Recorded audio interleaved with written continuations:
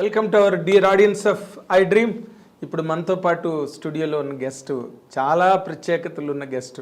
ఆవిడ ప్రఖ్యాత నాట్య కళాకారిణి ఒక పక్క కళారంగం వైపుకి వెళ్తే, మరోవైపు సినిమా రంగం వైపు వస్తే బోరింగ్ పాపగా మొత్తం ప్రపంచానికి, మాస్ జనాలకి సుపరిచితమైన చాలా లాంగ్ కెరీర్ ఉన్న గొప్ప నటి. ఆవిడ పేరు జయలలిత గారు. ఆవిడ ఇప్పుడు ప్రస్తుతం మనతో పాటు స్టూడియోలో ఉన్నారు. వెల్కమ్ అండి. Welcome to I dream. Thank you. అయితే మిమ్మల్ని లలిత అని పిలవాలా, జయలలిత అని పిలవాలా, జల అని పిలవాలా?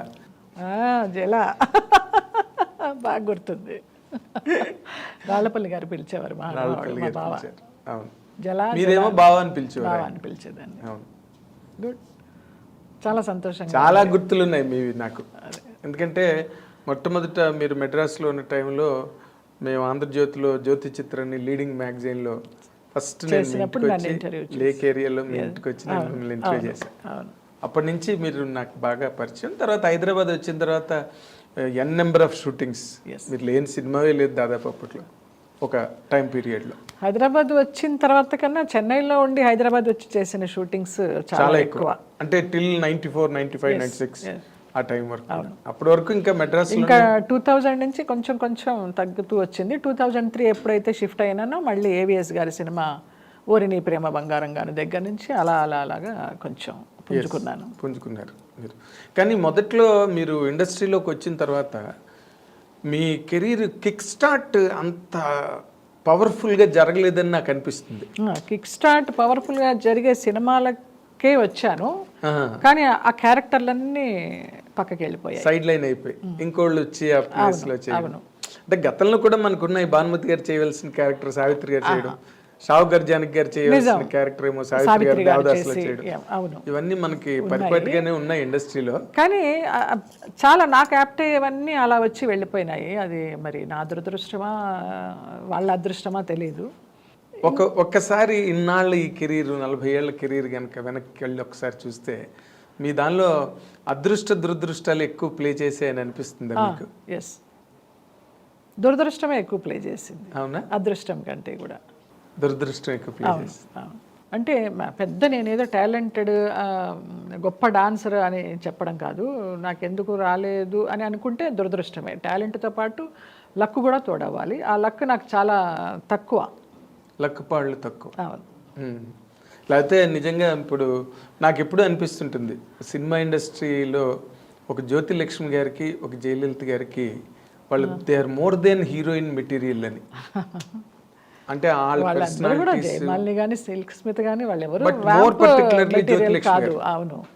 జ్యోతి లక్ష్మి గారు చాలా మ్యాగ్నెటిక్ పర్సనాలిటీ, చాలా అందగత్తే ఆవిడ. వాళ్ళందరికంటే కూడా నాకు ఎల్వి జయలక్ష్మి గారు. అది వేరు. She is a classic dancer. ఆవిడ ఎప్పుడు అంతస్తుల సినిమాలో ఒక సీన్ చిన్నది కొంచెం సెక్సీగా ఉండేటట్టుగా మాస్ చేశారు, కానీ బట్ తక్కువన్నీ భరతనాట్యాలే ఆవిడ చేసినవన్నీ దాదాపు. అలా ఇష్టం నాకు. అస్సలు కొంచెం ఒక్కటి కూడా రాలేదు అలాగా. ఒక్క స్వయం కృషిలో మాత్రం లాస్ట్లో క్లైమాక్స్లో క్లాసికల్ సాంగ్, బట్ చిరంజీవి గారికి, చరణ్ రాజు గారికి ఫైట్, ఆ ఫైట్ మీదకి వెళ్తుంది కానీ ఆడియన్స్ దృష్టి నా సాంగ్ మీద. కానీ ఇప్పుడు ఈ గ్యాప్ ఉంది చూసారా, అంటే మీ డిజర్వింగ్ ఎబిలిటీ అండ్ జరిగింది, ఈ రెండింటికి మధ్య మీ మానసిక స్థితి ఎలా ఉండేదండి? ఎందుకంటే అవకాశాలు వచ్చేవి ఒక పక్కన జారిపోతూ, ఇంకో పక్కనేమో ఇష్టం లేనివి చేస్తూ, లేదా సూట్ కానివి చేస్తూ, ఈ రెండింటి మధ్య మీ మానసిక స్థితి? చాలా సున్నితమైన మనిషి బేసిక్గా. అంత మెచ్యూర్డ్ కాదు మానసిక స్థితి. ఆ నలిగిపోవడాలు అవి ఏమీ తెలియదు. ఒకటే మైండ్లో పెట్టుకున్నాను, నా గురించి ఫ్యామిలీ వచ్చేసింది, వాళ్ళందరినీ బతికించాలి. సో నాకు అనుకున్న క్యారెక్టర్లు రాలేదు, పోయినాయి. వచ్చిన క్యారెక్టర్లతో తృప్తి పడుతూ చేసుకుంటూ వెళదాము. అప్పుడు నాకు ఒక అడ్వైజర్ కానీ, గాడ్ ఫాదర్ కానీ ఎవరు లేరు. కొంచెం వెయిట్ చేయమా, మంచి క్యారెక్టర్. అందరూ హీరోయిన్ మెటీరియల్ అనేవారే కానీ హీరోయిన్గా ఎవరు ఇవ్వలేదు, వ్యాంప్గానే ఇచ్చారు. సరే, ఏది ఇస్తే దాన్నే నేను సంతోషంగా స్వీకరిస్తూ చేసుకుంటూ వెళ్ళాను. కానీ ఇష్టం ఉన్నా లేకపోయినా నా అభిమానులు కూడా చాలామంది ఇంత హోమ్లీ ఫేస్, వ్యాంప్ ఎలాగిస్తారమ్మా డైరెక్టర్ గారు మీకు అంటే, నాకు వ్యాంప్ ఎక్స్ప్రెషన్ పలకదు, అసలు పలకదు. ఐటమ్ సాంగ్ చేసినా కూడా క్లాసికల్ మిక్స్ అవుతుంది అందులో. జనాలు ఎలా ఆదరించారో తెలియదు. మరి అది ఒక రకంగా అదృష్టమా, ఒక రకంగా దురదృష్టమా తెలియదు. మొత్తానికి అలాగా కంటిన్యూ అవుతూ వచ్చాను. అంటే మీరు ఇందాక చెప్పిన దానిలోనే మీరు సంతృప్తిగానే చేశాను అన్న మాట వెనకాతలు ఇంకో బలమైన మాట ఉంది. అంటే ఇంతమంది 14 మంది నన్ను నమ్ముకుని వచ్చారు. అసలు నాకు అర్థం కాలేదండి, ఒక ఆడపిల్ల జీవితం మీద ఒక 14 మంది డిపెండ్ అయిపోయి, అందులో అన్నదమ్ములు కూడా, ఎవరైనా ఎక్కడైనా అన్నదమ్ములు కష్టపడి ఆడపిల్లల్ని సెక్యూర్ చేస్తారు. మీ ఇంట్లో అంత రివర్స్ ఏంటండి అసలు? ఎప్పుడు నాకు అర్థం కాదు. చిన్నప్పటి నుంచి కూడా 6వ సంవత్సరం నుంచి నేను డాన్స్ ప్రోగ్రామ్స్ ఇస్తూ, నేను అక్క చాలా సిస్టర్స్ లాగా ఎర్న్ చేస్తూనే ఉన్నాము. డిగ్రీ అయిన తర్వాత ఆంధ్రనాట్యం కోసమని ఇక్కడికి వచ్చాను. ఆ ఆంధ్రనాట్యం నేర్చుకునేటప్పుడు నాన్న వచ్చి ఫ్రెండ్స్ సినిమా తీస్తున్నారు, హీరోయిన్ క్లాసికల్ డాన్సర్ కావాలని తీసుకెళ్ళడము. ఇక చిన్నప్పటి నుంచి ఆ సంపాదన తల్లిదండ్రులకి ఇవ్వడమే తెలుసు కానివ్వండి. అదే ఓకే. ఇప్పుడు ఒక స్టేజ్లో మీరు మామూలుగా క్లాసికల్ డ్యాన్సులు ప్రోగ్రాంలు గట్ట చేయడం, అది it is not a full career అప్పటికి. ఇంకా ఏదో ప్రోగ్రామ్కి వెళ్తే వాళ్ళు ఏదో ఒక రెమ్యునరేషన్ లేకపోతే గౌరవ ఆనరోరియం ఏదో, దాంతో కూడా ఫ్యామిలీ గట్టాన్ అయ్యేది. నాన్న జర్నలిస్ట్, ఆయనకి ఓన్ మ్యాగజైన్ ఉండేది, నా దేశం పేపరు. నా దేశం. రామారావు గారు ఏదో ఎలక్షన్స్ అప్పుడు ఆ టైటిల్ నాకు కావాలని అడిగారు. అప్పుడు రామారావు గారికి ఇచ్చేసి ఈయన ఇంకా రిటైర్ అయిపోయినారు. ఓకే. అంతకు ముందర రామారావు ఏమైనా ఇచ్చారండి దానికి టైటిల్? ఇచ్చిన నాకు తెలియదు, మాకు అప్పుడు చిన్నపిల్లలం, మాకు పెద్ద నాలెడ్జ్ లేదు. ఓకే. సో మా డాన్స్ ప్రోగ్రామ్స్ మీదే గెట్ ఆన్ అవుతూ వచ్చారు. అవునా? అన్నదమ్ములు మగపిల్లలు ఇంట్లో ఏ పని చేయడం? పెద్దన్నయ్యకి ఏదో ఒక 1000 రూపాయల కట్నానికి ఆశపడి, అన్నయ్యకి పియూసీ అంటారు కదా అప్పుడు, 10th క్లాస్, అది అవ్వగానే పెళ్లి చేసేసారు. ఒక ఇల్లరికి పాలెళ్ళలాగా అన్నయ్య వెళ్ళిపోయాడు. పెద్దన్నయ్య. రెండో అన్నయ్య ఏమీ లేదు, తను బీఎస్సీ చదువుతూ అలాగే, అంత పెద్ద బాధ్యత గలవాడు కాదు. ఇంకా తప్పలేదు. మీకు పెద్ద మనసు అన్నది ఇంటి దగ్గరే ప్రారంభమైంది, చిన్నప్పటి నుంచి ఉంది. అదే అంటున్నాను. అందుకనే సినిమా ఇండస్ట్రీని మీరు కంప్లీట్గా ఇచ్చేసుకోగలిగారు, అర్థం చేసుకుని, వాటిలో ఉండే ఇబ్బందులు కానీ సాధక బాధకాలన్నింటినీ అర్థం చేసుకుని గెటాన్ అవ్వగలిగారు సినిమా ఇండస్ట్రీ. అది నా గొప్పదనం అని నేను చెప్పను, ఏదో నా తల్లిదండ్రులు ఇచ్చిన జన్మ గొప్పది అనుకుంటాను, అంతే. చాలా గ్రేట్ మీరు. ఎందుకంటే ఇప్పటికీ మీరు ఏ రకమైన డిస్సాటిస్ఫాక్షన్ కుటుంబ సభ్యుల మీద కానీ అస్సలు ఎక్కడ లేదు కదా? ఎప్పుడు మన అనుకోవడం కనీసం తలంపుగా కూడా రాదు. నేను ఇంతవరకు తృప్తిగానే అందరికీ పెడుతూ వచ్చా, ఉన్నదానిలోనే, ఉన్నా లేకపోయినా కూడా. పెట్టాల్సి వచ్చిందే ఒక బాధ్యతగానో ఒక బర్డెన్గానో ఎప్పుడు అనుకోలేదు. పెట్టడం ఇష్టం, ఎప్పుడు ఇలా ఉండాలి, చెయ్యి ఇలా ఉండకూడదు. అదే మీకు మైనస్ పాయింట్ అయింది. అయ్యుండొచ్చు, బహుశా అయ్యుండొచ్చు కదా, అయింది కూడా. ఇప్పుడు చాలా మంది మన ఇండస్ట్రీలో కాంతారావు కానీ వాళ్ళు కాంతారావు గారికి నేనే హెల్ప్ చేశాను. నేను హెల్ప్ చేయడం స్టార్ట్ చేసిన తర్వాత చిరంజీవి గారికి, రజనీకాంత్ గారికి తెలిసి ఆయనకి ఎఫ్డీలు వేశారు. మమత, మన కమెడియన్ మమత, ఆమెని సామాన్లన్నీ బయట పడేసి అద్దె కట్టలేదని రోడ్డు మీదకి ఏడిస్తే ఆమెకి నేను 25,000 ఇచ్చి చిరంజీవి గారికి చెప్తే ఆయన ఎఫ్డీ వేశారు దానికి. చిరంజీవి గారు ఒక గొప్ప మాట అంటారు ఎప్పుడు కూడా, నేను పాలకొల్లు నుంచి ఎవరో ఆయన అభిమానులు వస్తే అప్పుడు తీసుకెళ్ళాను, నాకు ఫోటో కావాలమ్మా చిరంజీవి గారితో అంటే, ఆయన అక్కిరాజు గారు అని చాలా పెద్ద ఆయన, మనం పాలకొల్లు వైపు షూటింగ్లకి దానికి వెళ్ళినప్పుడు లొకేషన్స్ పర్మిషన్ అది ఇచ్చేవారు. చనిపోయారు. వంశీ గారికి, పెద్ద వంశీకి చాలా దోస్తు ఆయన. తీసుకువెళ్తే వాళ్ళతో ఫోటో దిగి నా గురించి చెప్పారు, ఈ అమ్మాయి వృత్తి వేరు ప్రవృత్తి వేరు, తను చేసే వేషాలకి, తను చేసే సేవా కార్యక్రమాలకి అసలు పొంతనే ఉండదు, మేము ఏదైనా చిన్న సహాయం చేసి పెద్ద పబ్లిసిటీ ఇచ్చుకుంటాము, ఆ అమ్మాయి అలా కాదని కాంప్లిమెంట్ ఇచ్చారు నాకు. What a great compliment. Megastar Chiranjeevi గారి దగ్గర నుంచి అలాంటి కాంప్లిమెంట్ అంటే పట్టం కట్టుకోవాల్సినంత కాంప్లిమెంట్.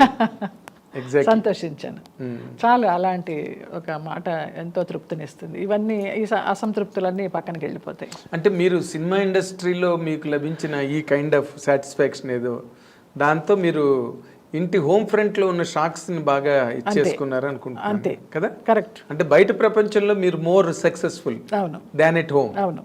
అంతేనా? అవును. మరి మీరు ఎప్పుడు కూడా వాళ్ళకి, కుటుంబంలో ఉన్న వాళ్ళందరికీ మీరు మీ మీరు చూసుకోండి, మీ పని మీరు చేసుకోండి అని ఏ రోజున చెప్పలేదు? ఏ రోజు చెప్పలేదు. నాకు అట్లా చెప్పలేను. నేను మరబొమ్మలాగా వదిలి, నాకు శక్తి ఉంది, నేను చేస్తాను అంతవరకు. ఇప్పటికి కూడా, ఈ రోజు వరకు కూడా అంతే. ఇంకా 2 మేనగోడలు ఉన్నారు నాకు పెళ్ళిళ్ళకి, వాళ్ళకి చేర్చి పెడుతూ ఉంటాను, ఉన్నా లేకపోయినా. నాదే బాధ్యత అంతే. నేను చేస్తే నాకు సంతోషం. నా అమ్మ నాన్నలు పైలోకాల నుంచి నన్ను దీవిస్తారు, వాళ్ళ ఆత్మలు శాంతిస్తాయని నాకు ఒక నమ్మకం. ఎందుకంటే అమ్మ పోయేటప్పుడు చెప్పింది, వీళ్ళందరినీ చూసుకోవే కొంచెం, వాళ్ళు ఎవరికి ఏమీ దోవలేదనేసి. ఇక ఆ మాట ఉండిపోయింది. ఆమె ఇచ్చిన జన్మ ఇది, ఆమె పెట్టిన భిక్ష ఇది అనేసి అలాగా. బా గ్రేట్ అండి, మీకు దండం. ఎందుకంటే మాకు తెలిసిన జయలలిత గారు ఆవిడ ఒక ఇంత సున్నితమైన పర్సన్. ఆర్టిస్ట్ అంటేనే సున్నితంగా ఉంటారు. అవును, చాలా చిరంజీవి గారు కూడా చాలా సున్నితమైన మనస్తత్వం ఉన్నాయి ఆయన. ఉన్నారండి, మహానుభావులు ఉన్నారు. అలాంటి మా జయలలిత గారు ఇన్నాళ్ళు ఈ జీవన సంగ్రామంలో ఎన్ని ఒడిదుడుకులు, ఎన్ని ఎత్తుపల్లాలు. అలసిపోలా ఎప్పుడు. అలసిపోతే ఇంత గ్లామర్గా పడడం లేవడం తప్పించి అబ్బా అని ఎప్పుడు అనుకోలే. అంటే ఇన్ జనరల్గా నాకు అనిపించిన దాంట్లో మీది అంటే మీకుగా మీకు ఇప్పటి వరకు వెనకాతలకు ఒకసారి పర్యావలోకనం చేసుకుంటే మనవి కొన్ని తప్పులు అనిపిస్తాయండి. అన్ని తప్పులే, స్వయంకృతాపరాధాలే మీవా? అన్ని. కొన్ని విధిలిఖితాలు అనుకోవచ్చు కానీ స్వయంకృతాపరాధాలు ఎక్కువ, విధిలిఖితం తక్కువ. నీ రాత నువ్వే మార్చుకోవచ్చు అని అంటారు కదా, అటు నా రాత నేనే మార్చుకున్నా. ఓవర్ పొసెసివ్నెస్, కుటుంబ సభ్యుల మీద అలవి మాలిన ప్రేమానురాగాలు, అవసరమైన. అవును, అంటే ఓవర్ ఎఫెక్షన్స్ అవి కూడా తెలియదు తల్లిదండ్రులతో నాకు. మామూలుగా పుట్టాము, పెరిగాము, చదువులు బళ్ళో వేశారు, డాన్స్ నేర్పించారు, ఏం కావాలో అది కావలసిన బట్ట ఇచ్చారు, తిండి పెట్టారు, అంతవరకు. కానీ డిగ్రీ వరకు కూడా నా ఇంట్లో రేడియో లేదు గుంటూరులో ఉన్నప్పుడు. నేను చెన్నై వచ్చాక ఇవన్నీ ఒకటొకటిగా ఈ లగ్జరీ లైఫ్ చూసి చేసుకున్నవి. ఏమో తెలియదు మరి, అది అలా జరిగిపోయింది. అంటే మరి అంతమంది ఉన్న ఇంట్లో రేడియోలు గట్ట ఎక్కడ వస్తాయి? అదే 2 పూట్ల భోజనానికి సరిపోతుంది రేడియో ఎక్కడి నుంచి? అవును, అప్పుడు బంగాళదుంప కూర చేసి రసం పెడితే చాలా రిచ్ ఫుడ్ ఎగ్జాక్ట్లీ. పైగా మీరు బ్రాహ్మలు, ప్యూర్ బ్రాహ్మలు. అదే అందుకనే ఇన్ జనరల్గా ఈ సినిమా ఇండస్ట్రీలోకి వచ్చిన తర్వాత మీరు మొదట బిగినింగ్లో అసలు మ్యారేజ్ అన్న కాన్సెప్ట్ మైండ్లో లేదండి మీకు? లేదండి, నాన్న అలాగ నూరి పోసేశారు. నేను డాన్స్ చేస్తున్నప్పుడు, క్లాసికల్ డాన్స్ ప్రోగ్రామ్స్ ఇస్తున్నప్పుడు ఐఏఎస్ ఆఫీసర్స్, ఐపీఎస్ ఆఫీసర్స్ వచ్చేవారు. అమ్మాయి చాలా బాగుంది, మేము సంబంధం చేసుకుంటామని. అసలు పెద్దగా కేకలు పెట్టేసేవారు. హార్ట్ టూట్, నా పిల్ల డాన్సర్ అన్న కావాలి, పెద్ద హీరోయిన్ అన్న కావాలి, అంతే, పెళ్ళనేది చేయని జన్మలో దానికి అనేవారు. అలాగా నాకు కూడా నిజమేనా తండ్రి కాదు ఊరికే అంటే మన జనరల్గా ఎవరైనా ఏ ఫాదర్ అయినా ఆడపిల్ల ప్రైమ్ మినిస్టర్ అయినా పక్క నుంచి సంబంధాలు చూద్దాం ట్రై చేస్తారు. ఆయనకి లేదు అసలు ఆ ఉద్దేశం. ఇంకా అమ్మ కూడా చాలా నార్మల్ హౌస్ వైఫ్. నేను ఆవిడ చూసానండి, అసలు నోట్ల నుంచి మాటే రాదు. అవును, అలాగా ఒంటి నిండా నగలేసుకుని కూర్చుంటుంది. నేనేం కొనుక్కుంటే ఆవిడకి కూర్చోవడం చెన్నైలో నాకు కూడా కొనిపెట్టే బాపాయ్ అంటది. అవన్నీ వేసుకుని నగలన్నీ వేసుకొని మొత్తం ఏదో నిండుగా అలా కూర్చుంటుంది, అంతే. ధన్యులండి మీ తల్లిదండ్రులు, నిజంగా మీ కుటుంబం. ఎందుకంటే మొత్తం వాళ్ళ శక్తి అంతా దేవుడు మీలో పోస్తాడు. మీరు తెలియదు, ఎస్, వాళ్ళందరినీ చూసుకోవాలి, ఎక్కడో కూడా వాళ్ళ మీద పొరపచ్చాలు లేకుండా. బట్ అలాంటి మీకు అంతలా చెవిలో ఇల్లు కట్టుకుని నూరు పోసారు మీ ఫాదర్ అని మీరు చెప్తున్నారు. మరి ఆ రెండో మ్యారేజ్ అసలు ఎట్లా అంటే అది? ఏది రెండో? రెండు ఇన్ ది సెన్స్ సెకండ్ స్టేజ్లో మీరు మొదట మ్యారేజ్ అన్న పాయింటే లేదు. మొదట మ్యారేజ్ చేసుకున్నాను కదా, మూవీ చేసేటప్పుడు అతనితో లవ్, ఒక 7 సంవత్సరాల లవ్, పెళ్లి చేసేసుకోవడం, ఇంట్లో ఇష్టం లేకుండా. అంటే లివింగ్ టుగెదర్? ఊరికే లవ్వే. ఇంటికి వచ్చేసేవాడు, మార్నింగ్ నుంచి నైట్ వరకు మన ఇంట్లోనే ఉండేవాడు. నేను ల్యాండ్ లైన్ అయితే ఎవరైనా ప్రొడ్యూసర్ ఫోన్ చేస్తే నేను గొంతు మార్చేసి జయలలిత లాగా కాకుండా వాళ్ళ సిస్టర్ లాగానో ఎవరిలాగానో, లేదండి బిజీగా ఉంది వేరే షూటింగ్లో అని చాలా షూటింగ్లో మానేసిన సందర్భాలు ఉన్నాయి ఇతనితో ఉండడానికే. అట్లా అంత లవ్ చూపించాడు అనమాట. ఇంట్లో లవ్ తక్కువ నాకు. ఎవరికి వాళ్ళు షూటింగ్ నుంచి వచ్చేసరికి నిద్రపోతూ ఉండేవాళ్ళు, లేకపోతే డైనింగ్ టేబుల్ మీద ఫుడ్ ఉంటే పెట్టుకుని తినడమో, లేకపోతే అది కూడా లేకపోతే పడుకోవడమో చేసేదాన్ని. రోజుకి 3 షిఫ్ట్ చేసేదాన్ని. పెద్ద నాతో ఎవరు ఇంట్లో వాళ్ళు కూడా షూటింగ్కి వచ్చేవాళ్ళు కాదు. నా ప్రొఫెషన్ ఇల్లు ఎంత మీ డబ్బులేక తప్పితే మీరు ఇక అంతే, జగమెరిగిన సత్యం అది. అంటే మీరు లివింగ్ టుగెదర్ అండి? మ్యారేజ్ లేదు, మ్యారేజ్ చేసుకున్నాం చోటానికరమ్మ ఆలయం అని కొచ్చిన్లో. చాలా 7 ఏళ్ల లవ్ తర్వాత లవ్ లో ఉన్నప్పుడు చాలా మంది పెద్దలు చెప్తూ వచ్చారు. చలపతిరావు గారు కానీ, గోపాలకృష్ణ గారు కూడా మీకు చెప్పడం నాకు తెలుసు. నేను అబద్ధం చెప్పా ఆయనకి, గోపాలకృష్ణ గారికి. కేరళలో షూటింగ్ అని చెప్పి వెళ్ళి పెళ్లి చేసుకున్నాను. నేను పెళ్లి చేసుకుని వచ్చిన తర్వాత తిరుపతిలో షూటింగ్ మాది. ఏదో నేను, కిన్నెర, గోపాలకృష్ణ గారు, శారద గారు, పరిచయమా ఏదో సినిమా, పరిచయమా ఏదో పేరు, దాని పేరు. ఆ సినిమా అప్పుడు ఈ ముక్కు పగిలిపోయింది. ఏంటే ఏమైంది అన్నారు. అప్పుడు కొడుతున్నాడు, కొట్టడం కూడా స్టార్ట్ చేశాడు మా ఆయన. అయితే ఫేషియల్ చేయించుకోవడానికి వెళ్ళాను గురువుగారు బ్యూటీ పార్లర్కి, అమ్మాయి గోరేదో తగిలిందని చెప్పా. అబద్ధం చెప్తున్నావు కదా అన్నారు. అప్పుడు ఏసీకి వచ్చి ఇక కూర్చుని ఆయన మీద పడి ఏడుస్తా కూర్చున్నా. ఇది జరుగుతుంది గురువుగారు అని. నేను చెప్పానా వద్దని. వాడు దొంగ కొళ్ళు పట్టే మొహంలా ఉన్నాడు. ఎందుకు అలాగా తొందరపడ్డావు, ఇప్పుడు సినిమాలు కూడా పోయినాయి, నీ క్యారెక్టర్లు ఎవరెవరికో వెళ్ళిపోతున్నాయి అనేసి ఆయన బాధపడ్డారు. అవును, వాళ్ళు పరుచూరు బ్రదర్స్ ముఖ్యంగా గోపాలకృష్ణ గారు అయ్యో గురువుగారు టైంలో ఆయన ఒక దాన్ని ఏమంటారు, ఒక బడిలాగా మిమ్మల్ని అందరినీ అయ్యో కాపాడుకున్నారు. నిజంగా నిజంగా శారద గారికి క్యారెక్టర్లు రాసిన, మీకు రాసిన, శివపార్వతి గారికి రాసిన, ఆయన చాలా తాపత్రయపడ్డేవారు మళ్ళీ నిన్ను ఒక శారదలాగా చేయాలి నాకు అనేసి. కానీ మనకి రాసి ఉండాలి కదా ఆయన మాటలు. అప్పటికే ప్రొడ్యూసర్స్ చాలా మంది మాటలు వినడం కూడా మానేశారు. వాళ్ళ ఇష్టం, హీరోలే క్యారెక్టర్స్ని అదే అంటే ఒక ట్రెండ్ దాటిపోయింది, అయిపోయింది, మారిపోయింది. వాళ్ళు ట్రెండ్ ఉన్నంత కాలం వాళ్ళు రూల్ చేశారు, బాగా చేశారు, వాళ్ళు రూల్ చేశారు. అసలు ఎంత చెప్తే అంత వాళ్ళు. అవును, తర్వాత ఆ టైం దాటిపోయింది. ఇప్పుడు ఆ మ్యారేజ్ ఎప్పుడైతే అలాగా ప్రాబ్లం వచ్చిందో, మీరు అంటే గతంలో సావిత్రి గారికి కూడా జమినీ గణేష్ని చేసుకోవద్దని రామారావు, నాగేశ్వరరావు, చాలా మంది, నాగిరెడ్డి గారు, చక్రపాణి గారు లాంటి వాళ్ళు కూడా చెప్పారంట. కాకపోతే అదృష్టం ఏంటంటే మీరు మరీ సావిత్రి గారి రేంజ్కి వెళ్ళిపోలేదు. అదే అలాంటి ఒక డెస్పరేట్ మూమెంట్స్ ఏమైనా వచ్చేయండి? ఏం లేదు అస్సలు. కుంగిపోవడం కానీ, ఏంటి లైఫ్ ఇలాగ అనుకున్నాను ఇలాగైందని చచ్చిపోవాలనే ఆలోచన కానీ ఎప్పుడు రాలేదు. బతికి చూపిద్దామనేసి.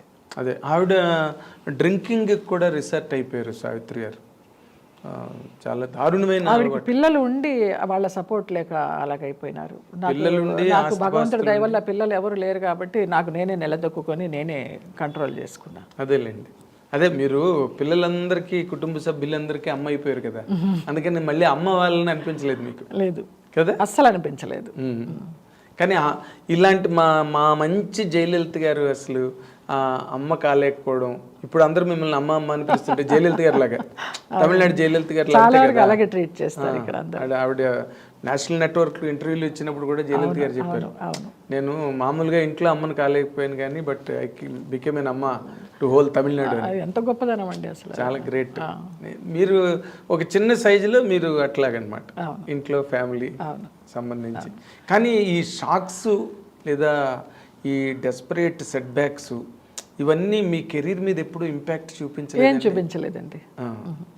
నేను చాలా లైట్గా తీసుకుంటూ పోయినాను ఈ దెబ్బలన్నీ కూడా. ఎక్కువ అది తట్టుకోలేనంతగా, నేను భరించలేనంతగా ఎప్పుడు మైండ్కి తీసుకోలేదు. ఇలాగైందా అవని, రేపు మంచి జరుగుతుంది, అలాగే పాజిటివ్తో వెళ్ళాను కానివ్వండి. నా కెరీర్ మీద ఏమి ఇంపాక్ట్ చూపించలేదు. అంత పెద్ద కెరీర్ అని కూడా చెప్పను నాది, బట్ వెళ్ళిపోయింది, సామాన్యంగా వెళ్ళిపోయింది అలాగంతే. తర్వాత అసలు ఇన్ జనరల్గా నేను చూస్తుంటే ఓ పక్కన బ్రదర్స్, ఇంకో పక్కన ఫాదరు, ఇంకో పక్కన పెళ్లి చేసుకున్న వ్యక్తి, మీ పాలిట మొగాళ్ళే ఎక్కువ శత్రువులు తయారయ్యారేమో. మీ నాన్నగారు కూడా మిమ్మల్ని చాలా సైడ్ ట్రాక్ చేశారని నేను వినివ్వండి అండి. అప్పుడు మీరేమో అనుకోకండి, ఎందుకంటే మెడ్రాస్ ఇండస్ట్రీలో మాట్లాడుకునేవారు, జయలలితని తప్పుతావ పట్టిస్తున్నదే వాళ్ళ నాన్న. ఈజ్ ఇట్ ట్రూ అండి? ట్రూ అండి.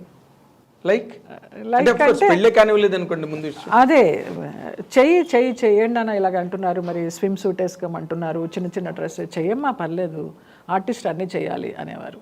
అలా అనడంలో మీకు ఏమనిపించిందండి?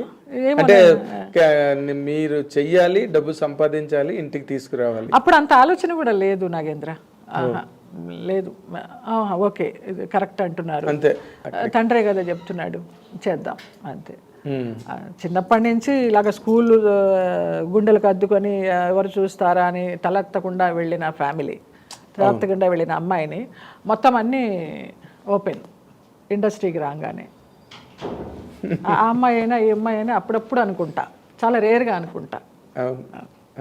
ఇప్పుడు అదే కాంచన్ గారి లాగా, కాంచన్ గారి జీవితానికి మీ జీవితానికి కొంచెం దగ్గర సంబంధం, చిన్న పోలిక ఉంది, చిన్న పోలిక ఉంది కదా. అవును, ఆమెకి అంతే కదా, పేరెంట్సే కదా, పేరెంట్సే శత్రువులు ఆవిడకి నిజంగా.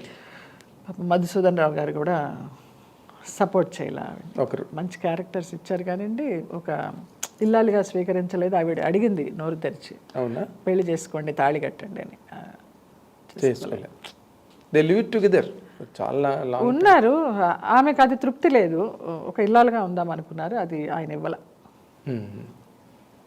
అదేంటో అసలు అర్థం కాదు. లాస్ట్ వరకు కూడా ఆవిడ మెడ్రాస్లో ఉన్న రోజుల్లో లాస్ట్ వరకు కూడా కొన్ని కుటుంబాలకి సంబంధాలు చూడమని అడిగేవారు ఆవిడ. అవును అవును, నేను చేసుకుంటానని. అవును, ముఖ్యంగా చాలా ఇష్టం, పెళ్లి చాలా ఇష్టం ఆవిడకి. జంజాల్ గారి వైఫ్ని పదే పదే అడిగేవారు ఆవిడ, మ్యారేజ్ చేసుకుంటే ఏదైనా మంచి సంబంధం ఉంటే చూడండి. ఇవన్నీ కూడా ఇల్లు, పెళ్లి, పిల్లలు ఇవన్నీ ప్రాప్తం ఉండాలి, లేకపోతే జరగవు. ఎంత సినిమా యాక్టర్లకి ఎందుకండి ఇలా జరుగుతుంది? సినిమా యాక్టర్లు ఎంతమంది బాలేరు? వాణిశ్రీ గారు బాలేరా?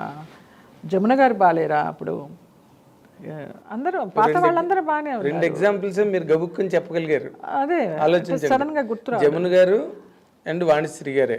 కాంచన్ గారు కానీ, కాంచన్ గారి గురించి ఇప్పుడు చెప్పాను. షావుకార్ జానకి గారు కానీ, ఒక కృష్ణ కుమార్ గారు. షావుకార్ జానకి లైఫ్ స్టైల్ వేరు, ఆవిడ అంతే చాలా లైట్ తీసుకుంటూ వెళ్తారు, ఆవిడ కూడా పెద్ద పట్టించుకోరు. మళ్ళీ కృష్ణ కుమార్ గారు చాలా సెన్సిటివ్, చాలా సంసారపక్షంగా ఉండాలి అనుకునే మనిషి, ఆవిడ అలాగే ఉన్నారు.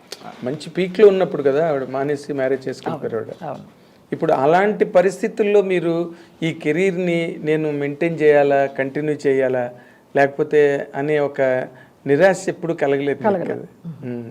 నాకు వచ్చింది ఇది ఒకటే విద్య, అయితే డాన్స్ లేకపోతే నటన. డాన్స్ చేయడం మానేశాను, వ్యాంపు వేషాలు వేస్తున్నాను, మళ్ళీ క్లాసికల్ డ్రెస్ వేసుకొని స్టేజ్ మీద పర్ఫామ్ చేస్తే ఎలా ఆదరిస్తారో తెలియదు, అందుకొని చేయలేదు, మానేశాను. స్కూల్ పెట్టమన్నారు, స్కూల్ పెడదామంటే పేరెంట్స్ పంపిస్తారా పిల్లల్ని? ఈ వ్యాంపు వేషాలు వేసి ఆవిడ ఐటమ్ సాంగ్స్ చేసి ఆవిడ క్లాసికల్ డాన్స్ ఏం చెప్తుందని పంపించరేమో అన్నీ నాలో నేనే ఆన్సర్స్, నాలో నేనే క్వశ్చన్స్ వేసుకొని మొత్తానికి ఆ డాన్స్ ప్రాక్టీస్ని దూరం పెట్టి అంతా అలాగా షేప్ అవుట్ అయిపోయినా. తర్వాత శోభనాయుడు గారి ట్రూప్లో చేరాను. శోభనాయుడు గారు ఎప్పుడు అంటూ ఉండేవారు, మేడం ఎందుకమ్మా ఉన్న విద్యను అలాగా చంపేస్తావు, చెయ్యి నాతో బ్యాలెన్స్ చేయని. సరే ఆవిడతో బ్యాలెన్స్ చేద్దాం బాగుంటుంది కదా అని వెళితే అన్ని జెంట్స్ క్యారెక్టర్స్ ఇచ్చేది ఆవిడ. వెంకటేశ్వర స్వామి, కృష్ణ పరమాత్మ, నేను మొత్తం డాన్స్ చేసి మేకప్ తీసేదాకా ఓ జయలలిత మీరా వెంకటేశ్వర స్వామి వేసింది అని అనేవాళ్ళు. అది నాకు తృప్తినివ్వలేదు, అక్కడి నుంచి మానేసి వచ్చాను. మొన్న కరోనా టైంలో కొంత ఆశ తీర్చుకున్నాను. అందరూ షూటింగ్స్ లేవు, ఏమీ లేవు కదా, మా ఫ్లాట్స్లో అందరూ పెద్దవాళ్ళు చిన్నవాళ్ళు అందరూ వచ్చి డాన్స్ నేర్పు జయమ్మ, బేసిక్స్ అన్న నేర్పు అంటే వాళ్ళతో 2 నెలలు అలాగా చక్కగా సంతోషంగా గడిపాను ఆ డాన్స్ నేర్పుతూ. అంటే కాంతి, ఇప్పుడు నార్మల్గా మీరు మంచి పీక్లో ఉన్న రోజుల్లో అసలు కాల్ షీట్ మీద కాల్ షీట్ చేయడం నాకు తెలుసు. అంటే దానికి తగ్గట్టుగానే మీకు ఇన్కమ్ కూడా ఉంటుంది ఆ రోజున. ఇన్కమ్ ఎంతండి మాకు, మేము డిమాండ్ చేసేదాన్ని కదా అసలు. నేను హైయెస్ట్ రెమ్యునరేషన్ తీసుకుంది ₹1,00,000 ఇంద్రుడు చంద్రుడిలో, రామానాయుడు గారి పిక్చర్లో. అంతే, దాని లోపలే అన్ని 40, 50, 30. అంటే అప్పుడు ఫస్ట్ రెమ్యునరేషన్ 10,000. అప్పుడు స్కేల్ అలాగే ఉండేది కదా. అందులో ఏమొచ్చేది, నాకు అడ్వాన్స్ మాత్రమే వచ్చేది. సినిమా అయిపోగానే ఉన్న డబ్బుని నేను ప్రొడ్యూసర్ దగ్గరికి వెళ్ళి అయిపోయింది కదా నా డేటు, డబ్బు ఇవ్వండి అంటే, ఎక్కడ డబ్బు మీ నాన్న తీసుకెళ్ళిపోయినాడుగా మధ్యలో అనేవారు. అలా కూడా బోల్డ్ రెమ్యునరేషన్ పోయింది. మీ నాన్నగారు మామూలు క్యాండిడేట్ కాదండి, విలాస పురుషులు. ఆయనకి అన్నీ ఉండివ్వండి విలాసాలన్నీ. అయ్యో, షావుకార్ జానక్ గారు, సావిత్రి గారు వీళ్ళందరూ ఫ్రెండ్స్ ఆయనకి. జగ్గయ్య గారు, రాజబాబు గారు, పెద్ద సర్కిల్ అయింది. ఆ సినిమా ప్రపంచానికి ఆయన మాయలా పడి ఎడిక్ట్ అయిపోయారు. నా పిల్ల హీరోయిన్ కావాలి, నా పిల్ల హీరోయిన్ కావాలి. హీరోయిన్ కావాలని అనుకోవడం తప్పలేదండి, దానికి తగ్గ ప్రయత్నం ఆయన చేయలేదు. నాకు తెలియదు, ఆయన చేయలేదు. సౌందర్య వాళ్ళ ఫాదర్ కూడా సత్యనారాయణ గారు పిల్లల సౌందర్య హీరోయిన్ బాగా గ్రూమప్ చేశారు సౌందర్య. ఆయన మధ్యలో సడన్ గా పోయారు. కానీ అదే మనం వాళ్ళని కూడా బ్లేమ్ చేయడం కాదులేండి, టోటల్ గా మనకి ఏది రాసి పెట్టిందో అదే డెస్టినీ. మీ నాన్నగారిని ఎప్పుడు అడగలేదా మీరు, నన్ను తీసుకెళ్ళిపోయి ఉంటా కదా నువ్వు ఆఫీస్ నుంచి డబ్బు? అడిగేదాన్ని, అవునమ్మా తీసుకున్నాను అనేవారు. సింపుల్, అంతే. ఇప్పుడు ఇన్ని గొడవల మధ్యలో మీరు 40 ఏళ్ల కెరీరు, నేను ఇందాక అడుగుదాం అనుకున్నది ఏంటంటే ఇన్కమ్ సోర్సెస్ ఒక టైంలో 40,000, 50,000 అన్నది కంటిన్యూస్గా ఉండేవి. అవును. తర్వాత ఒక్కసారి కెరీర్ డ్రాప్ అవగానే ఇన్కమ్ సోర్సెస్ కూడా తగ్గుతాయి, ఖర్చులు ఏం తగ్గవు. దాన్ని ఎట్లా మేనేజ్ చేస్తారు? అది మా అక్క గొప్పతనం అండి. నాతో చల్లా సిస్టర్స్ అని నా అక్క ఒక ఆమె చేసేది, శ్రీలక్ష్మి. ఆ అమ్మాయి మెయింటైన్ చేసేదండి ఇల్లంతా. ఓకే. సో మీకు కటికి చీకట్లో కాంతిరేఖ ఆవిడ అది చాలా బాగా మెయింటైన్ చేసేది ఇల్లు. నాకు తెలియదు ఇచ్చేసేదాన్ని, అది ఏం చేసేదో తెలియదు, అమ్మ ఏం చేసేవారో తెలియదు. మంచిగానే చేర్చిపెట్టారు, ఎప్పుడు ఆర్థిక ఇబ్బంది అనేది రాలా, గ్యాప్ ఉన్నా కూడా. ఓకే. ఆవిడ అంతా జాగ్రత్తగా పొదుపు చేసి పోయిన డబ్బు పోయినా మీ నాన్నగారు పట్టుకెళ్ళిపోయినా మిగిలిన దాన్ని ఉన్న డబ్బుతోటి బాగానే సంసారాన్ని ఇదికి వచ్చింది. Oh that is where your saved అండి. ఆవిడని మీరు గట్టిగా నాకు తెలియదు, నేను పట్టించుకునేదాన్ని కాదు. నీ దగ్గర డబ్బు లేదు, ఏమన్నా కావాలన్నా నన్ను అడగడానికి కూడా అడిగే ఛాన్స్ లేదు.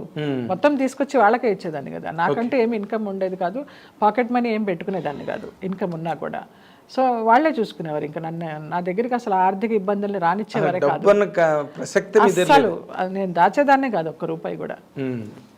రెమ్యునరేషన్ తీసుకొచ్చి ఎట్లాగండి డైరెక్ట్గా మీ సిస్టర్కి ఇచ్చేవారు? చెక్ అయితే బ్యాంకులో వేసేవారు, కొంత బ్లాక్ కొంత వైట్ ఇస్తూ ఉండేవారు, వాళ్ళకి ఇచ్చేసేదాన్ని. అమ్మ అక్క మెయింటైన్ చేసేవారు. ఓకే. కానీ బట్ ఎక్కడొక్కడ మీరు పరిస్థితులు చేయి జారిపోతున్నాయి, మనం దీని మీద కంట్రోల్ పెట్టాలి అని అంతా పోయి నాకు తెలిసింది. ఈ చూసిన అక్కే ఒక ఫ్రెండ్తో కలిసి ఏదో ఒక షిప్ బిజినెస్ అనేసి అతను ఏదో నమ్మించి నా డబ్బు, దాచిన డబ్బు ఏదైతే ఉందో దాన్ని కొంచెం కొంచెం స్వాహా చేయడం మొదలుపెట్టారు. తెలీదు నాకు, ఇంట్లో ఎవరు చెప్పలేదు. నేను బయట అవుట్డోర్లకు వెళ్ళడము రావడము ఇలాగ జరుగుతుంది కానీ అది చెప్పలేదు. ఒక రోజు డౌట్ వచ్చి అడిగేసరికి అప్పటికే చాలా పోయింది. వచ్చేస్తుంది, 100 కోట్లు వస్తుంది, 50 కోట్లు వస్తుంది, ఎక్కడికి పోదు నీ డబ్బు, ఇచ్చేస్తాము అని చెప్పేసేవారు. అది రాలా. ఎవరు, మీ అక్క బావగారు? అక్కకి మా బావగారు లేరు. అక్క నేను డాన్స్ ప్రోగ్రామ్స్ చేసేటప్పుడు, అక్క పెళ్ళయిన తర్వాత అది 3rd month ప్రెగ్నెంట్గా ఉన్నప్పుడు మా నాన్న ముందరే ఇచ్చేసేవారు మా డేట్స్, డాన్స్ డేట్స్. 1 నెల ముందరే ఫిక్స్ అయిపోయేవి. అంత బిజీ మేము చల్లా సిస్టర్స్గా. కూచిపూడి డాన్స్లో 1000 పర్ఫార్మెన్సెస్ ఇచ్చాము ఆల్ ఓవర్ ఇండియాలో. అప్పుడు ఇది కడుపుతో ఉన్నప్పుడు ఏదో డేట్ ఫిక్స్ అయిపోయింది, డాన్స్ చేయమన్నారు. మా బావేమో డాన్స్ చేయడానికి వీల్లేదు, ఇలా ప్రెగ్నెంట్, మొదటి నెలలు, అది మన అబార్షన్ అయితే నేను ఒప్పుకోను అనేసి. కానీ నేను డబ్బులు తీసుకున్నాను కాబట్టి చేయాల్సిందే అని నాన్న పట్టుపట్టారు. ఇంకా ఆ డాన్స్ ప్రోగ్రామ్ చేసినప్పుడు ఇతనికి కోపం వచ్చి వెళ్ళిపోయారు. అబార్షన్ ఏమి అవ్వలేదు, బాగానే ఉన్నాడు, బాబు పుట్టాడు, వాడికి ఇప్పుడు 2 బాబులు.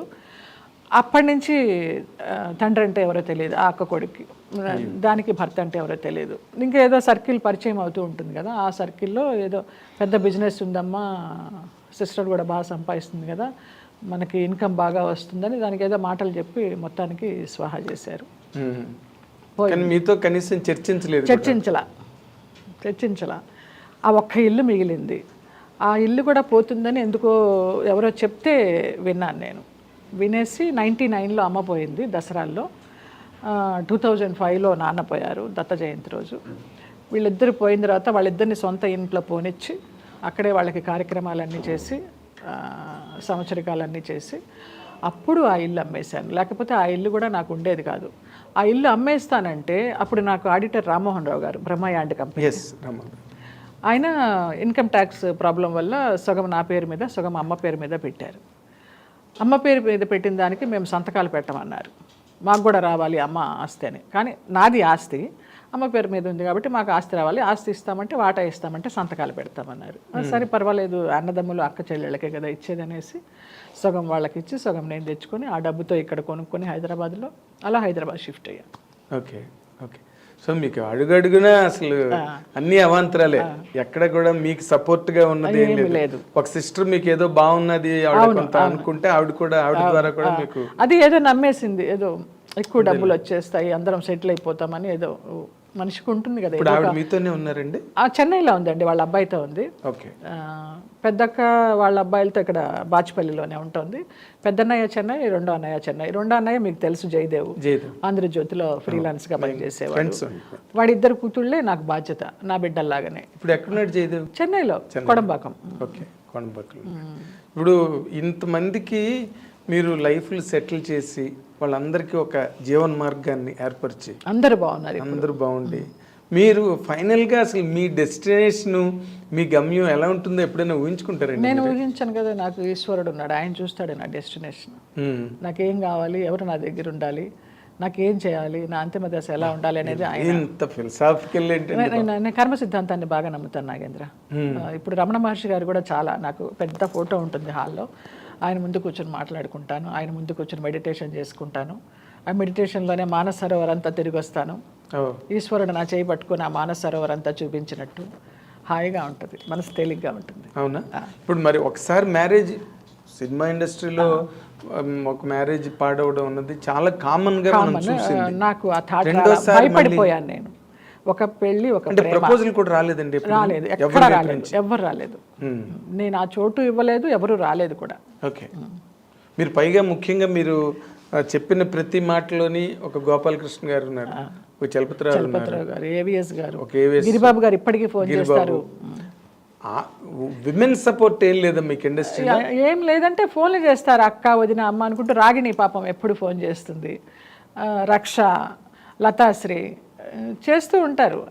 అక్క తిన్నావా, వదిన బాగున్నావా, అన్నపూర్ణమ్మ గారు, అన్నపూర్ణమ్మ, వైవిజయ, శ్రీలక్ష్మి ఆ బ్యాచ్ వేరు. వాళ్ళు నాతో పెద్ద క్లోజ్ ఉండరు. నేను పూర్ణి అని పిలుస్తాను కానీ ఎక్కడన్నా ఫంక్షన్లో కనిపిస్తేనే హలో అని. రాగిణి ఎక్కువ టచ్లో ఉంటుంది, రక్ష, లతాశ్రీ టచ్లో ఉంటారు, చిట్టిబాబు, జయమ్మ ఎలా ఉన్నావు అనేసి, గోపాలకృష్ణ గారు వీళ్ళే.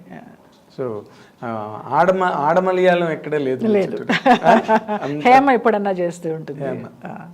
అక్క నీ ఇంటి భోజనం తినాలి. మా మేనమామ కొడుకు బాచి అని నాతో ఉంటాడు, వాడు చాలా బాగా చేస్తాడు వంటలు.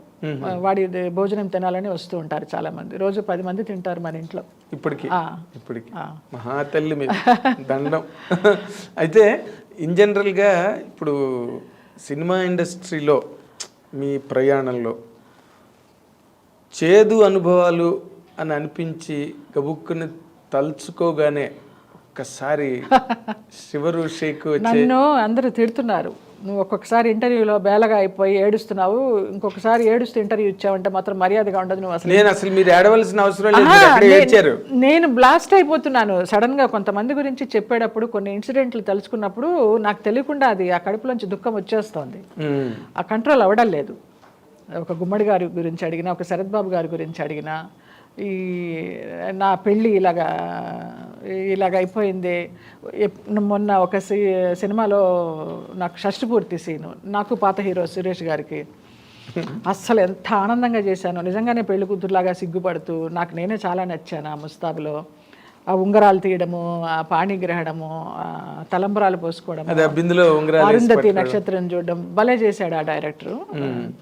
చాలా నచ్చింది. అప్పుడు అనిపించింది అబ్బా మళ్ళీ పెళ్లి చేసుకుంటే బాగుండే, ఇంకొక జన్మ ఉంటే, ఈ జన్మలో కాదు ఇంకొక జన్మ ఉంటే మళ్ళీ. కానీ ఈ జన్మే మోక్షం అట, నాకు ఇంకో జన్మ లేదట. జాతకం ప్రకారం జాతకాలు నమ్ముతారండి? అప్పుడు నమ్మేదాన్ని, చాలా పెట్టాను. ఇప్పుడు లేదు, ఇప్పుడు జాతకం లేదు, ఏం లేదు, ఓన్లీ రమణ మహర్షి అంతే.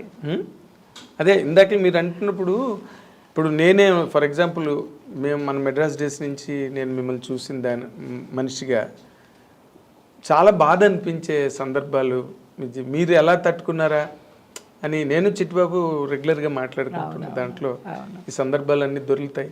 మనందరం ఒక ఫ్యామిలీ లాగా మెడ్రాస్లో ఉన్నాం కాబట్టి ఆ సెంటిమెంట్ ఎక్కువ ఉంటుంది. మీరు ఇప్పుడు కళ్ళ నీళ్ళు పెట్టుకున్నారంటే మాకే ఒకసారి కళ్ళు చెమర్చున్నారు. నాట్ నెసరీ, ఎందుకంటే బోల్డ్ లేడీ. ఒక్కొక్కసారి చేదు అనుభవాలు అన్నారు కదా, అన్నీ చేదు అనుభవాలే, కానీ వాటిని అన్నింటినీ తీపి అనుభవాలు చేసుకుని వచ్చాను నేను. అదే అంటే ఇన్ జనరల్గా డైరెక్టర్స్ లేకపోతే బయట అపోహలు ఏంటంటే ఈ లేడీ ఆర్టిస్టులు చాలా ప్రాబ్లమ్స్ ఫేస్ చేస్తారు సినిమా ఇండస్ట్రీలో, right from the beginning to the last point. అలాంటి సందర్భాలు మీరు ఏమైనా ఫేస్ చేశారా? మా టైంలో నేను చూడలేదండి. ఇప్పుడు ఈ కాస్టింగ్ అస్సలు నాకు తెలియదు, ఆ మాట పలకడం కూడా రాదు నాకు అసలు. టు బి ఫ్రాంక్, మా అదృష్టం అలాంటిది, మేము చేసిన యుగం అలాంటిది కాదు. చాలా బాగున్నాం, అందరూ ఆప్యాయంగా పని ఉందా లేదా, డబ్బులు ఉన్నాయా లేదా, తిన్నావా లేదా అని అడిగిన వాళ్ళే కానివ్వండి. ఇలాగా మనకు తెలియదు ఈ ఫోర్స్లు, బలవంతాలు. రామారెడ్డి గారి స్టూడియోకి ఆయనతో కాఫీ తాగడానికి అయ్యో ఎప్పుడు అక్కడే కూర్చునేదాన్ని. జయ ఖాళీగా ఉన్నావా, రామ్మా కాఫీ తాగి వెళ్ళమ్మా అనేవారు. ఇప్పుడు కొత్త వాళ్ళందరికీ అసలు ఎఫెక్షన్స్ లేవు, ఏం లేవు. మన పాత వాళ్ళకే ఉన్నాయి అవన్నీ. కాసేపు నీతో కూర్చుంటే హాయిగా ఉంటుంది.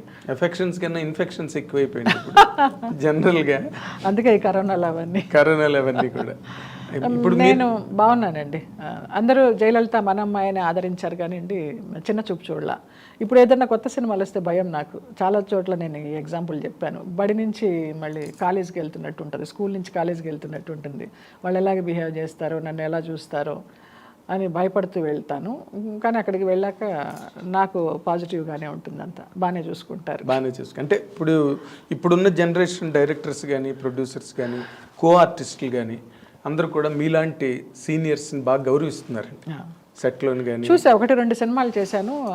ఒకటైతే తమ్ముడు సత్యం గారి ఆధ్వర్యంలోనే, అది పాత స్కూలే, దాని గురించి అసలు ఇంత కూడా ఆలోచించక్కర్లేదు. ఇది ఒకటి సక్సెస్ అని ఆలీ తమ్ముడు ఖయ్యం చేస్తున్నాడు, మెయిన్ లీడు. అందులో కూడా మంచి క్యారెక్టర్, మంచి ప్యాడింగ్, అందరు బాగా చూసుకున్నారు. ఓకే, ఇప్పుడు జనరల్గా మొన్న మీరు ఒక స్టేట్మెంట్ ఇచ్చి మళ్ళీ జన్మలో కొరటల్స్ నాకు కడుపును పుట్టాలి అన్నంత గొప్ప, అసలు అంతకన్నా అల్టిమేట్ స్టేట్మెంట్ ఇవ్వడం ఒక ఆడదానికి ఇంకా అంతకన్నా లేదు. ఒక స్త్రీమూర్తి మనస్ఫూర్తిగా అనుకున్నా నేను. ఆ పిఎన్ఆర్ గారు అడిగిన దానికి ఆయన చెప్పిన సమాధానం నాకు చాలా నచ్చింది. వాంపు జయలలితలో మీకు ఏం కనిపించిందండి స్పీకర్ ఇవ్వడానికి అన్నప్పుడు, జయలలిత చీరకట్టులో నాకు అమ్మతనం కనిపించింది అన్నారు. ఆయన స్టేట్మెంట్ బాగుంది, మీ స్టేట్మెంట్ అంతకన్నా గొప్పగా ఉంది. ఒకటి వచ్చేస్తుంది యాక్షన్కి రియాక్షన్, అంతే. అది మనస్ఫూర్తిగా వచ్చింది. ఏదో మనం ఇది చెప్పాలి అని అనుకుని వెళ్ళింది కాదు, ఆ స్పాట్లో వచ్చింది, చెప్పాను నేను. అదే, కానీ మీరు ఒక ఆలోచనలో ఎక్కడో చిన్న పొరపాటు ఉందేమో అని అనిపించిందండి. అదేంటంటే మీరు మామూలుగా డ్యాన్స్ స్కూల్ పెడితే వ్యాంప్ వేషాలు వేసిన జయలలిత స్కూల్ పెట్టడం ఏంటి అనేది ఎక్కడో ఒకటి తెలియని మీకు. అవును. బట్ మంజు భార్గవ్ గారు శంకరాభరణం సినిమా ముందు, ఆవిడది లక్ అండి, ఆవిడది ప్యూర్లీ లక్. టాలెంటెడ్ కాదని చెప్పను, కానీ అసలు ఆ శంకరాభరణం తోటి ఎక్కడికే వెళ్ళిపోయింది. అలాగే నాకు ఒక సప్తపది మయూరి దొరికింటే నేను ఎక్కడికి వెళ్ళేదానో నాకు తెలియదు. ఇవాళ మీ ముందర కూర్చొని ఇంటర్వ్యూ వచ్చేదానో లేదో తెలియదు, రిటైర్ అయిపోయింది. ఆవిడికి అబ్బా ఇప్పుడు జనరేషన్లో ఇది ఎక్కువైపోయిందండి. ఇంటర్వ్యూ ఇవ్వడం అంటే అదేదో చాలా మాకు చాలా గొప్ప ఆపర్చునిటీ ఇచ్చి, మాకు చాలా గొప్ప అవకాశం ఇచ్చి మమ్మల్ని చాలా పెంచి పెద్ద చేసే ఒక పెద్ద సోపానంలాగా ఫీల్ అవుతున్నారు ఆర్టిస్టులు. మీరు ఇంకా ఆ జనరేషన్ కాదు కాబట్టి మీరు ఏమైపోయినా ఇంటర్వ్యూ ఇచ్చి ఉండేవారు ఫర్ దట్ మ్యాటర్. కానీ మీరు ఆవిడ శంకరాభరణం లాంటి సినిమా కనుక మీకు పడి ఉంటే మీ కెరీర్ బాగుండేది. ఇన్ జనరల్గా మీకున్న కెపాసిటీ, అదే చెప్తున్నా, డాన్సింగ్ కెపాసిటీ, లిఖితం ఎలా ఉందో అలాగే.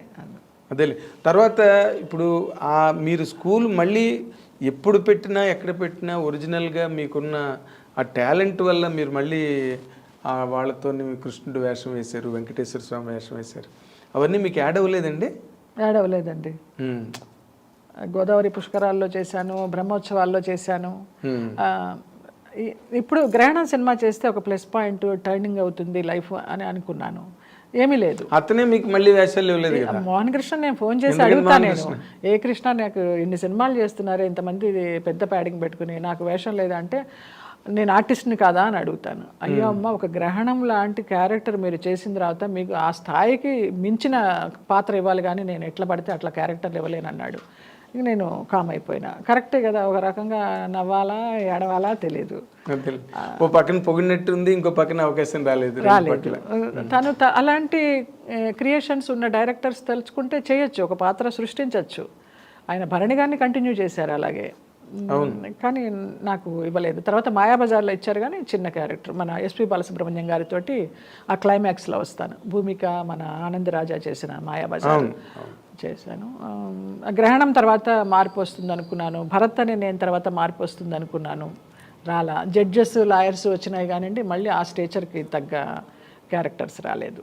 అంటే మీ వైపు నుంచి ఏమైనా, అంటే నార్మల్గా ఫ్యామిలీ రిలేషన్స్, ఒక కాంటాక్టు అందరితోనూ ఆ మేకప్ తీసి ఇంటికి వచ్చానా, నా ప్రపంచం నేను. మరి ఇది ఒక వ్యాపార ప్రపంచం కదండి, అసలు. మన వాళ్ళు అంటారు కదా, సినిమా ఇండస్ట్రీలో ఒక సేయింగ్ ఉంది కదా, out of mind is out of sight అని, లేదా out of sight is out of mind. మరి అది మీరు మెయింటైన్ చేయకపోవడం అన్నది మీ పొరపాటు కాదా? ఏమో, అదే శరత్ బాబు గారు అంటూ ఉంటారు, మనం తినే ప్రతి బియ్యపు గింజ మీద ఎవరి పేరు రాసి ఉంటుందో వాళ్ళే తింటారు. ఆయన అలాగే కూర్చున్నాడులేండి జీవితం, ఆయన అడిగితేనే. లేదు, ఆయన చేశారు చక్కగా, అంటే ఆయనగా పడిపోయి అడిగి చేయలేదు, కానీ ఆయన దగ్గరికి వచ్చిన మంచి క్యారెక్టర్లు. అలాగే చేసే ప్రతి పాత్ర మీద మన పేరు రాసి ఉండాలి అనేవారు. అదొకటి నమ్ముతా, కరెక్టే. మనం అడవిలో కూర్చున్నా తీసుకొచ్చి మంచి వేషం వేయించే సందర్భం ఉండొచ్చు, మనం వాళ్ళు ఎదుర్కొంటా కూర్చున్నా కూడా ఇవ్వని సందర్భాలు ఉండొచ్చు. ఓకే, అదే. సో మీ జాతకం ప్రకారం ఇంకా ఫ్యూచర్లో మీకు మంచి దశలు అవన్నీ ఉన్నాయని చెప్పారండి మీ జ్యోతిష్కులు? అసలు ఇప్పుడు జ్యోతిష్కుల్ని సంప్రదించడమే మానేశారా? మీ నక్షత్రం ఏంటి? అసలు నాకు జాతకమే లేదు. అసలు ఆ జాతకం కూడా రాయించాలి అమ్మ నాన్న పుట్టినప్పుడు. గుడివాడలో పుట్టాను. ఫోటో పెట్టుకోవాలండి. పెట్టుకున్నారా ఇంట్లో అమ్మ నాన్నది? చాలా గుడ్డి జ్ఞాపకం చెప్తుంది అమ్మ. అమావాస్యకి 3 రోజుల ముందర పుట్టావు, శనివారం పుట్టావు అని చెప్తుంది, కానీ అసలు ఏమో తెలియదు. జాతకం లేదండి ఇంతవరకు. నేను ఏదో ఫేస్ రీడింగ్ అలాగా చేయి చూసి చెప్పిన వాళ్ళే కానివ్వండి, నాడి జాతకం ఏదో వైదేశ్వరన్ కోయిల్ అలాంటి వాటిలో వెళ్ళిందే కానీ జాతకం లేదు. జూలై 5th అనేది కూడా నా పుట్టినరోజు ఎలా వచ్చిందంటే అది కూడా తెలియదు. ఆ బళ్ళో వేసిన రోజు నీ పేరేంటమ్మా అంటే నా పేరు లలిత. అంతకు ముందనే కథానాయకుడు చూశాను, జయలలిత, ఎన్టీ రామారావు గారి మూవీ. ఆ నాన్న లలిత అని చెప్పబోతుంటే నేను జయలలిత అని చెప్పాను. అలాగే జయలలిత అయ్యాను. ఆ జూలై 5th అనే డేట్ ఎలా వచ్చిందో తెలియదు, కానీ అది చిన్నప్పటి నుంచి ఆ సర్టిఫికేట్లో జూలై 5th ఉంది, కానీ జాతకం లేదు. ఓకే, అంతే. అసలు వండర్ఫుల్ అండి మీ ఫ్యామిలీ. అసలు మామూలు వంశం కాదు. అన్నలకి అక్కలకి అందరికీ ఉంది జాతకం, నాకే లేదు. అసలు ఇది నిజంగా మీరు ఏడవలసిన సందర్భం అంటూ ఉంటే ఇది. తక్కువ ఏం అక్కల, ఎందుకంటే మీరు బోల్డ్గా ఎదుర్కొన్నారు, బోల్డ్గా నిలబడ్డారు, ప్రతిదాన్ని ఛాలెంజ్గా తీసుకున్నారు. మీరు మీ లైఫ్ని గేమ్గా తీసుకున్నారు, ఛాలెంజ్గా తీసుకున్నారండి? రెండు తీసుకోవాలి. అసలు ఆ గేమ్ ఛాలెంజ్ రెండు లేవు. అదో మానన్న మీతో సాఫీగా వెళ్ళిపోతుందా. ఇప్పుడు మీతో కూర్చొని ఆనందంగా మాట్లాడానా, నైట్ వెళ్ళి తిన్నానా, నిద్రపోయినా, పొద్దున ఆరోగ్యంగా లేచానా, ఇంతే. నేను ఇద్దరిని చూశానండి, బాలు గారు, ఎస్పి బాలసుబ్రహ్మణ్యం గారు, మీరు డైరెక్ట్గా మీడియాలో ధైర్యంగా yes I'm a social drinker. నేను అందరితో నేను చెప్పానేమన్నా, అందుకే చెప్పాను నిద్రే తక్కువ ఎవరు ఆడుకుంటాను, డ్రింక్ చేస్తాను, చక్కగా విహారయాత్రలు చేస్తాను, భక్తి యాత్రలు చేస్తాను, అన్నీ ఉన్నాయి, అన్ని కోణాలు ఉన్నాయి నాకు. All in one. నా ఇష్టం. నాకు సొసైటీకి సమాధానం చెప్పాల్సిన అవసరం లేదు. నా జీవితం, నా ప్రశాంతత, నా ఇష్టం. ఉన్నది చిన్న జీవితం, అది అనుభవించు. నేను ఇందాక అన్న పాయింట్ వేరేగా తప్పిపోయిందండి. మీరు మంచి ప్రైమ్లో ఉన్నారు, మొదటి మ్యారేజ్ ఫెయిల్ అయినప్పటికీ కూడా తర్వాత మంచి ప్రైమ్లో ఉన్నారు, చాలా బ్యూటిఫుల్గా ఉండేవారు, and you're a busy actress all the while. పోనీ ఏదో మీరు నాన్ ప్రొడక్టివ్ కాదు, ప్రొడక్టివ్గా మంచి కెరీర్లో ఉన్నారు. ఎవరు మీకు ప్రపోజ్ చేయలేదండి? లేదు, ప్రపోజ్ చేయడాలు, పెళ్లి చేసుకుంటానని ప్రపోజ్ చేసే మహానుభావులు ఎవరు దొరకలేదు. ఉంచుకుంటామని వచ్చిన వారే కానీ ఉంచుకుంటామని అడిగారు, చాలా మంది అడిగారు. ఉంచుకోవడాలు నాకు వద్దు నాయన, మీరే ఉంచుకోండి, నన్ను ఇలా వదిలేయండి అని చెప్పాను. ఓకే. సో ప్రతి దాన్ని మీరు ఎంత న్యూట్రల్గా, ఎంత వేదాంతపరంగా తీసుకుని ఈ లైఫ్ని, అంటే మీ జీవితం దగ్గర నుంచి ఎవరైనా ఈ రోజున మీ తోటి నటినట్లు కానీ నూతన తరం కానీ నేర్చుకోవాలంటే ఏం నేర్చుకోవాలండి? నేను ఎవరిని నేర్చుకోమని చెప్పనండి. నేను రోల్ మోడల్ కాదు. మీరు ఒక రకంగా రోల్ మోడలే, మీరు కాదన్నా కూడా. ఎలా అంటే ఎన్ని షాక్స్ వచ్చినా, ఎన్ని సెట్ బ్యాక్స్ వచ్చినా, ఎన్ని ఇబ్బందులు ఎదురైనా కూడా మీరు స్టడ్ ఫాస్ట్గా, రాక్ స్టడీగా కెరీర్లో నిలబడ్డారు. ఈ రోజున మీరు ఏదో ఒక శక్తి నన్ను నిలబెట్టింది నాగేంద్ర. నాకుగా నేను నిలబడాల. అది నేను చేసుకున్న పుణ్యమా, పూర్వజన్మ సుకృతమా, నా మంచితనమా ఏది తెలియదు నాకు. అందరూ బాగుండాలి, అందులో నేను ఉండాలని అనుకునే మనిషిని. నాకున్నా లేకపోయినా, ఉంటే ₹1 దానం చేస్తాను, లేకపోతే ఒక ముద్ద పెట్టి పంపిస్తాను, భోజనం అన్నా చేసి వెళ్ళండి అని. అది నాకు జన్మతః నా తల్లిదండ్రి నేర్పిన సంస్కారం, అంతే. అదొకటి నాకు నేర్పించారు వాళ్ళు. కానీ ఇప్పటికి కూడా తల్లిదండ్రులను తలుచుకుని, అయ్యో వాళ్ళకి ప్రతి సంవత్సరం వాళ్ళకి ఆబ్దికాలు పెడతాను. అన్నయ్య వాళ్ళ ఇంట్లో పెడితే నేను వెళ్ళి దగ్గరుండి పెట్టిస్తాను, నేనే ఖర్చు పెడతాను. బంగారాలు మీ అర్థం, అసలు ఆ విషయంలో డౌటే లే నిజంగా. అయితే నన్ను అదేనండి, ఇందాక మీరు అన్నమాటకి నాకే మనసు చిక్కుమనిపించింది. ఇది ఉంచుకుంటామని అడిగారు. అవును. అది అలాంటి రిలేషన్స్లో మీరు ఎక్కడైనా నలిగారండి? నేను నలగలేదండి అస్సలు.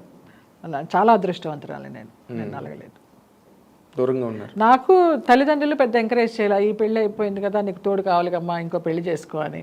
నాకు ఆలోచన రాలేదు. వాళ్ళు ఎందుకు చెప్తారు, మీకు తోడు ఉంటే మళ్ళీ వాళ్ళు ఎక్కడ దూరం అయిపోతారు? అలాంటి వ్యక్తి తారసపడలేదు, ఇంకా ఆలోచన లేదు మైండ్లో. సో అన్నిటికీ దూరంగా ఒక ఘనీభవించిన పదార్థంలా అలా ఎలా ఉండగలుగుతున్నారండి? ప్రశాంతంగా ఉన్నాను. ప్రశాంతంగా. చాలా గ్రేట్. ఇప్పుడు ఈ టీవీ సీరియల్స్లోకి వచ్చిన తర్వాత మళ్ళీ కొంచెం మీరు కలివిడిగా అందరితో ఉన్నాను. ఇప్పుడు టీవీ సీరియల్స్ కూడా ఏమి లేవండి, అన్ని మానేసేసాను. ఏం చేయడంలా. ప్రేమంత మధురం 3 yearsగా చేశాను, ఇప్పుడు అది కూడా మానేశాను. ఇంకా రెగ్యులర్ సీరియల్స్ వచ్చినా ఒప్పుకునే ఇదిలో లేను, చాకరీ చేయలేను. చాలా టెన్షన్ అది. ఏదైనా గెస్ట్గా అన్నపూర్ణ వాళ్ళు పిలుస్తూ ఉంటారు 390లో, నాకు చాలా హాయిగా అనిపిస్తుంది. ఆ సెట్ పాజిటివ్గా అనిపిస్తుంది, అక్కడికి వెళ్తాను. వాళ్ళదే మావారి మాస్టర్ ఉంది, అక్కడ పనిచేస్తాను. గెస్ట్ ఇప్పుడైనా రెమ్యూనరేషన్ ఏమైనా పెంచారా, లేకపోతే వాళ్ళు ఏముండదు, నేను చాలా రీజనబుల్గా అడుగుతాను. సినిమా అయితే పర్ డే ఎంత, సీరియల్ అయితే పర్ డే ఎంత, వాళ్ళు సంతోషంగానే ఇస్తారు. అమ్మ అంత నాకు కొంచెం తగ్గించండి అమ్మ అని ఎవరు అడగరు. అంటే తగ్గించేలాగా నేను మాట్లాడను, అంత హైలో అడగను. నాకు ఏది కావాలో అదే అడుగుతాను. ఎందుకంటే ఇవాళ రేపు టీవీ సీరియల్స్లో యాక్ట్ చేసేవాళ్ళు మామూలుగా చిన్న 1-2 సీరియల్స్లో వచ్చిన వాళ్ళే చాలా డిమాండ్ చేస్తున్నారు. నేను చూస్తున్నా నా కళ్ళ ముందర మా పిల్లలందరూ పనిచేస్తూ ఉంటారు కదా, అసలు ఏం మాట్లాడతారో వాళ్ళు. అసలు ఇంత కూడా మొహమాటం లేకుండా కాస్ట్యూమ్స్ ఇవ్వండి, ఏదన్నా మంచి అకేషను అంటే మాకు కాస్ట్యూమ్స్ ఇవ్వండి మేము కొనుక్కోం అంటారు. డిమాండ్ చేసి తీసుకుంటారు. అవును, ఇచ్చేవాళ్ళు కూడా ఛానల్ వాళ్ళు కొంతమందికి అలాగే ఇస్తున్నారు.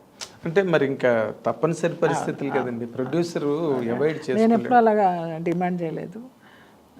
మీరు ఎవరిని డిమాండ్ చేయలేదు, అందుకే అడిగాను ప్రత్యేకంగా. ఇప్పుడైనా అడుగుతున్నారా, లేకపోతే ఇప్పుడు కూడా వాళ్ళు ఏం లేదు, రీజనబుల్ అమౌంట్స్. పోన్లేండి, సంతోషం. ఇదొక్కటి ఇప్పటి వరకు మీరు మాట్లాడిన దానిలో సంతోషం కలిగించే విషయం ఇదొకటి. ఏంటంటే నేను అడుగుతున్నాను, నాకు ఇంత కావాలి అని అడుగుతున్నాను. లేదు, నేను అడిగేది జీవితం మీకు బాగానే నేర్పిందండి. అవునా? మరి లేకపోతే ఇంతవరకు వచ్చి మీరు అడగడం వరకు వచ్చారంటే, కారుల్లో తిరిగిన మా జయలలిత గారు ఇప్పుడు ఆటోల్లో తిరగడం, అసలు నోరెత్తి అడగడం తెలియని జయలలిత గారు నాకు ఇంత కావాలని అడగడం, ఇదంతా మాకు చాలా ఒక విచిత్రంగా. లావిష్ లైఫ్ చూశాను, లో లైఫ్ చూశాను. అంటే మరీ అంత అంటే రోజు గడవని పరిస్థితులు ఏమైనా చూసారు? రాలా అది చాలా నేను అదృష్టం చేసుకునేది లేదు.